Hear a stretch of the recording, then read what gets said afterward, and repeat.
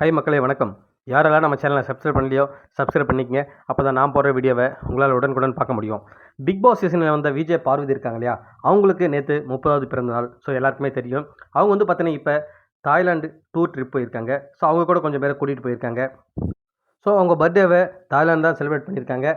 அது மட்டும் இல்லாமல் இப்போ வந்து பார்த்தீங்கன்னா ட்விட்டரில் ட்ரெண்டிங் ஆகிருக்கு நேற்றுக்கு ஹாப்பி பர்த்டே பார்வதின்னு சொல்லிட்டு. அதை அவங்க வந்து ஷேர் பண்ணி எல்லாருக்கும் வந்து தேங்க் பண்ணியிருக்காங்க.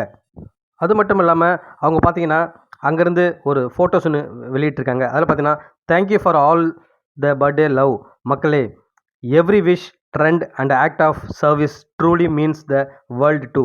ஸோ அப்படின்னு சொல்லிட்டு அப்டேட் பண்ணியிருக்காங்க அதை கேப்ஷனாக.